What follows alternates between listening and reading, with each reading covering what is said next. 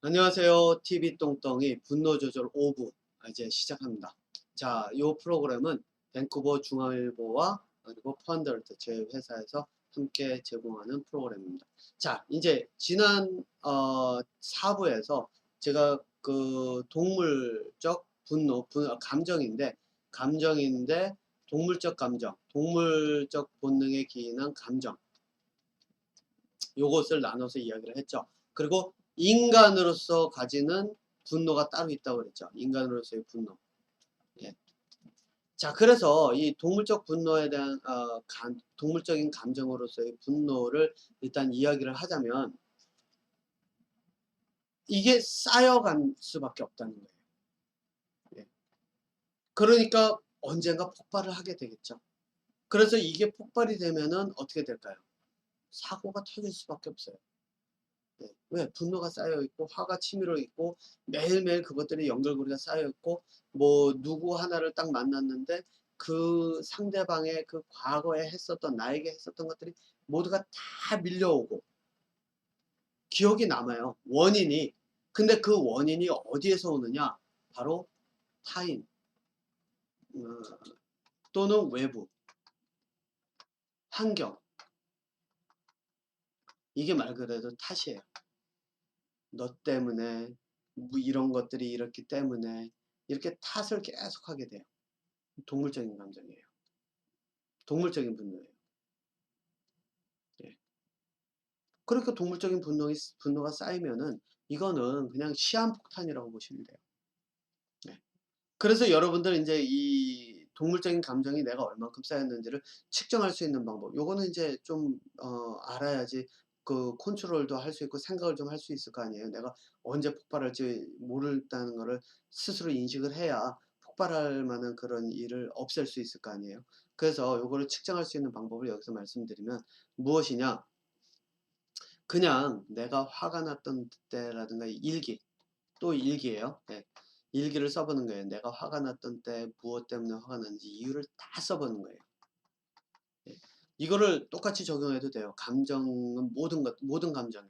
그게 뭐냐면 기쁨이라고 하는 것도 똑같이 적용하면 돼요. 내가 기뻐했고, 내가 슬퍼했고, 이런 것들에 똑같이 적용을 해보면 외부에서 무엇인가가 와서 내가 이유가 다 외부에 와 있다.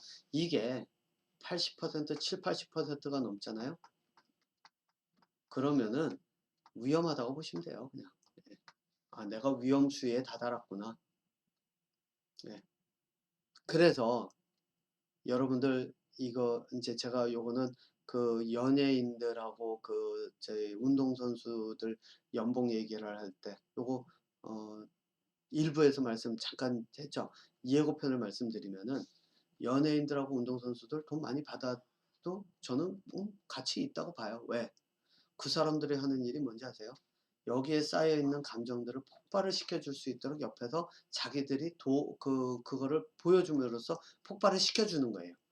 와 하고 함성 한번 지르면서 이 쌓였던 감정이 폭발하게 되고 눈물 한번 지륵지륵 연극 보면서 눈물 줄줄 한번 흘려가면서 통곡하게 만들어가면서 그거를 해소하게 해주고 그런데 이제 가끔 보면은 이제 이게 어떻게 흐르냐면은 이게 신처럼 바뀌어가요. 신격화. 심지어는 왜 이런 얘기 있죠. 유재석님 유재석님을 사람들이 유느님이라고 뭐 하느님의 동격이다 뭐 그래서 이 유느님 뭐 이런 식으로 부르는 것 같더라고요. 이런 현상이 벌어져요. 그러다 보니까 제가 요거는 요 방송이 오부죠. 오부니까 한 2주 전에 2주 전에 제가 신문 기사를 봤는데 제가 지금 스크랩을 아마 요 방송 끝나고 아마 해놓을 거예요. 그러니까 2주 전에 저로서는 오늘 본 거지만 네, 저 오늘 본 신문 기사에 나온 게 뭐가 있냐면 가수인데 공연을 하다가 그 여자 가수인데 공연을 하다가 그냥 바지 팬티 다 내리고 관객들 앞에 있는 데다가 오줌을 싸서 흔들어서 그 오줌 세례를 뿌렸나 봐요. 이렇게 될 수 있어요. 그 사람들로서는 '이게 내가 왜 잘못한 거야?' 라고 생각할 수 있거든요. 왜? 나를 좋아하는 사람들이 나를 신격화해서 나를 따르는 사람들인데 오줌 좀 쌌다고 그 사람들한테는 이게 성수처럼 받아들일 수도 있는 거잖아요. 그죠? 사람에 따라서는. 네. 그러니까 그럴 수 있어요, 제가 볼 땐.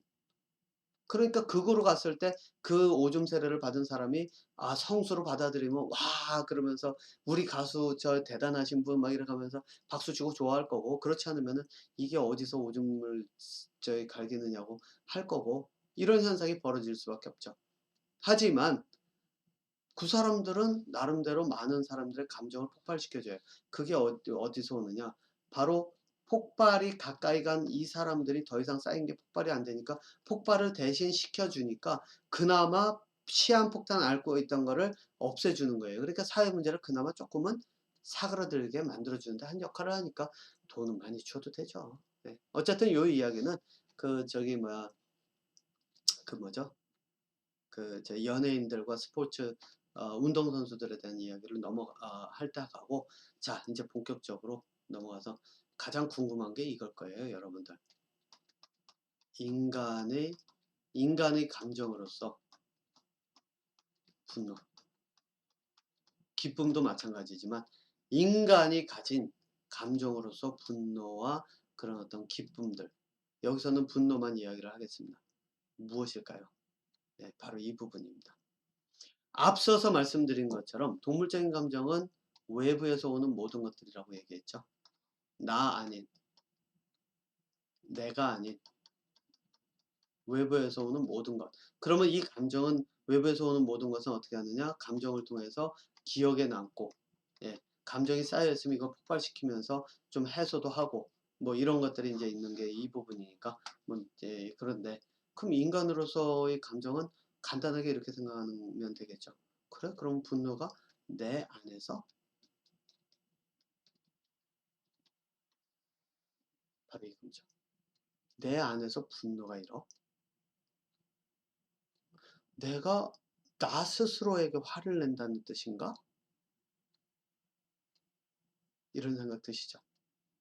맞습니다. 내가 나 스스로에 대해서 화가 날 때, 바로 이게 인간의 감정에서의 분노입니다. 이게 왜 인간의 감정에서의 분노냐? 자, 한번 볼게요. 감정이 있어요. 그런데 감정이 있는데 외부에서 온 것이 아니라 아무 데도 없는데 이게 나만이 있어요. 그럼 이 감정은 어디서 올까요? 한 군데 있습니다. 정보를 처리하는 게 감정적인 두뇌가 있고, 여기에 이제 기억이라고 할게요. 기억을 하는 두뇌가 있고, 기억을 하는 부분이 있고, 예, 그래서 기억을 잃어버렸다고 해서 감정을 잃어버리는 건 아니에요. 그 기억에 따른 감정이 사라질 뿐이지, 지금 내가 겪고 있는 것에서 감정이 다시 일어서 다시 새로운 정보들을 받아들일 수 있는, 있지도 못하게 그렇게 기억이 사라졌다, 이게 아니거든요. 예. 그렇기 때문에 기억을 잃어서 감정을 잃은 거는 그 기억 속에 있었던 원인이 사라졌기 때문에 그 원인에 의한 감정은 없어도, 그러니까 내가 나한테 왼수라고 생각이 됐던 사람이 사라졌으면, 기억에서 사라졌으면 그것 때문에 그 사람에 대한 내 감정이 사라지는 건 당연하잖아요. 그죠? 그런데 이거는 이것도 없고 이것도 없고 아무것도 없어요. 그런데 분노가 치솟아요. 여러분들이 이런 경우 있었을 거예요. 어떤 경우죠? 내가 뭔가를 하는데 안 풀려요. 어떤 문제를 풀려고 그러는데, 문제를 딱 푸는데 아마 오늘 한국이 요맘때 저거 보죠? 그 뭐죠? 요즘 수능이라 그러죠? 수능 보죠? 예. 여기 같은 경우는 수능이 없어서 이제 저희 아이 같은 경우는 이제 12학년 전반 끝나고 나니까 뭐 일찍 어플라이 할 사람들은, 학생들은 지금 어플라이를 인제 대학 어플라이를 시작을 했고, 저희 애 같은 경우에는 아마 12월 달부터 해서 인제 1월 중순까지인가 해 가지고 인제 대학 보낸다고. 그래서 인제 보낼 때 보면은 수능이나 이런 게 없으니까는 학교 성적만 가지고서 이렇게 해 가지고 그 대신에 써야 할 게 엄청 많다 그러더라고요. 글 쓰는 것서부터 자기소개서부터 이제 그런 것들, 그거를 이제 뭐 저 같은 경우에 제가 이제 아이와 작업을 하게 될 텐데, 뭐 아이에게만 맡겨 놓지는 않을 테니까요. 제가, 예, 어차피 이제 요즘 12학년 11학년 들어서서는 이제 본격적으로 관여를 하기 때문에, 예. 자, 어쨌든 그런데 그러면은 내가 뭔가를 지금 수능이라고 칠게요. 수능 문제를 풀려고 그러는데 수학 문제를 하나 놓고선 풀려고 그러는데 안 풀려요. 고민을 하다가 막 짜증이 막 나요. 그러다가 아 소리 지르면서 아 정말 내가 싫어. 이런 것도 못 풀고. 자 여기서 보면 감정이 문제 때문에 오는 것 같아요. 그쵸? 근데 실제로 문제가 아니에요. 그럼 어디서 올까요? 문제를 풀지 못하는, 무엇인가를 하지 못하는, 바로 나예요. 내 능력. 여기서 화가 팍 치는 거예요. 그러면 여기서 오는 화는 어디서 올까요? 내 두뇌 능력이에요. 이게 논리적인 사고. 논리적 사고를 바탕으로 어떤 문제를, 이게 외워서 이게 문제, 이게 답이, 이게 내가 본 적이 있는데 이게 이렇게 이 공식을 해야 되는데 공식이 기억 안 나서, 이거는 앞서 얘기한 동물적 본능이에요. 이건 동물의 수준이에요. 그래서 여러분들 그 수학 영재가 아마 요 정도 수준에 들어갈 거예요. 천재는 아니에요. 영재가 요 정도 수준인데, 그게 뭐냐면은 동물적 본능에서 조금 벗어나서 바로 스스로의 두뇌 능력을 가지고 테스트를 하면서 화가 나도 내가 이걸 왜 못 풀지, 짜증나네, 이러는 애들, 이런 아이들이 영재급으로 간다고 보시면 돼요. 그러니까 짜증을 내는 종류가 달라요. 예. 얘네들은 여기는 뭐냐면은 내가 이걸 외웠었는데 왜 못 풀지, 이거 내가 분명히 이 공식을 외웠었는데, 외운 것에 치중을 하고, 여기는 외운 것에 치중한 것이 아니라 나 스스로 무엇인가를 풀려고 하는데 안 될 때 분노하고 짜증내는 경우, 이게 인간의 두뇌에서 오는 감정이에요. 내가 문제를 풀지 못하는. 그래서 여러분들 이거는 확실하게 보셔야 돼요. 이쪽에서 공부하면서 공부 잘하는 학생들 있죠? 절대로 여기 있는 학생들을 이기질 못해요. 그게 성적으로 이길 수는 있어요. 하지만 두뇌 능력에 들어가면, 그게 사고력이라고 하는 관점으로 딱 들어가면, 여기서 이 공부를 통해서 공부하는 학생들 성적이 아무리 100점 맞고 뭐 이래가면서 한다 하더라도 여기에 있는 학생 절대로 넘어서질 못해요. 사고 자체가 바뀌기 전에는. 네.